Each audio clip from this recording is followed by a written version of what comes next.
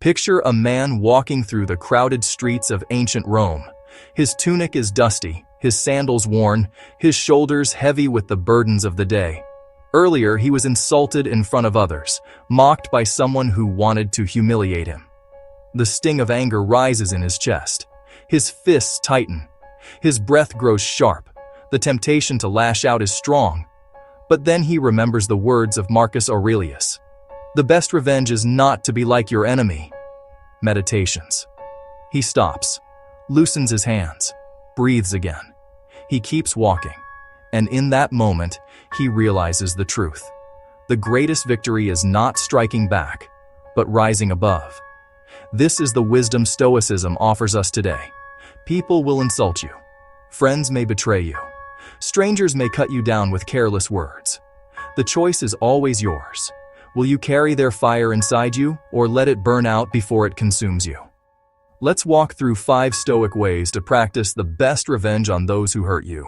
First, remember that your greatest strength is not in retaliation, but in mastering yourself. Epictetus wrote, "It is not things themselves that disturb us, but our judgments about them." Enchiridion. Think about how quickly anger pulls us into its grip. You're cut off in traffic. Your blood rushes, your chest tightens. Without thinking, you honk, shout, tailgate. And for what? 10 minutes later, the other driver is gone, but your day is poisoned. The anger is still burning inside you, long after the moment has passed. The Stoic way is different. Pause. Notice the spark of anger as it rises. Instead of feeding it with action, you observe it, like a fire that dies when starved of wood. Choosing mastery over your reaction doesn't mean you're weak. It means you are free. Think of an athlete who refuses to get distracted by trash talk on the field. He knows the real opponent isn't the voice trying to provoke him. It's his own temptation to lose focus. In the same way, when you refuse to give your anger control, your calm itself becomes the sharpest answer. When you walk away steady, the one who tried to harm you has failed. Our second practice is to live in a way that outshines the injury. Seneca once said, "The best revenge is to be unlike him who performed the injury." On anger. Think of a coworker who tries to undercut you, spreading rumors in hopes you stumble. If you retaliate with gossip of your own, you join them in the mud.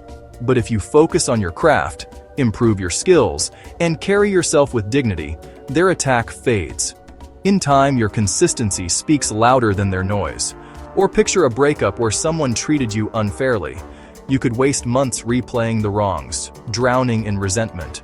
Or you could redirect that energy into building a healthier, fuller life. You exercise, strengthen friendships, pursue new goals. Soon, the person who hurt you is no longer your story. You are your story. Living well is not about ignoring the pain. It's about refusing to let pain dictate who you become.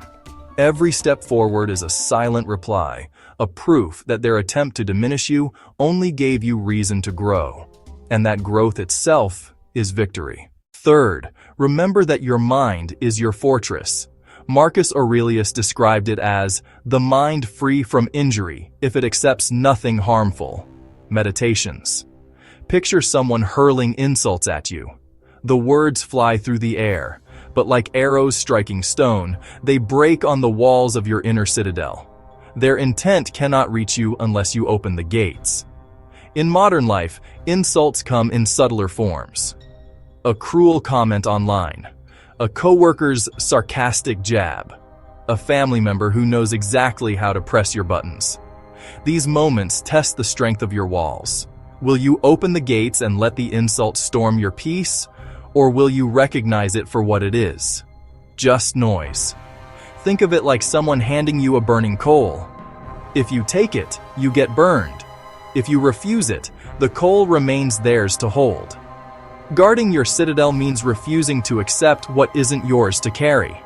This doesn't mean indifference to people. It means indifference to cruelty. You cannot control their actions, but you can decide whether their poison finds a place in your mind. When you master this, you stop being controlled by others, and there is no revenge more complete than that. The fourth way is to use the wound as fuel. Epictetus said, "Difficulties show what men are." Discourses. Think about someone who betrayed your trust. Maybe it was a close friend who lied, or a partner who broke faith. The pain is sharp, raw, unfair, but what comes next is up to you. Will the pain harden you into bitterness, or shape you into wisdom? Many people carry old betrayals like heavy stones, weighed down for years, but Stoicism invites us to use those stones to build instead. The pain teaches patience. It teaches caution without paranoia. It reveals resilience that comfort never could. Take the story of athletes who were once cut from their teams, told they weren't good enough. That rejection lit a fire in them. They trained harder, smarter, more consistently. What began as humiliation became the root of triumph. In the same way, when someone wounds you, you can let the cut scar into resentment, or you can let it open the way to strength. Pain, when faced with courage, becomes a teacher that no kindness ever could.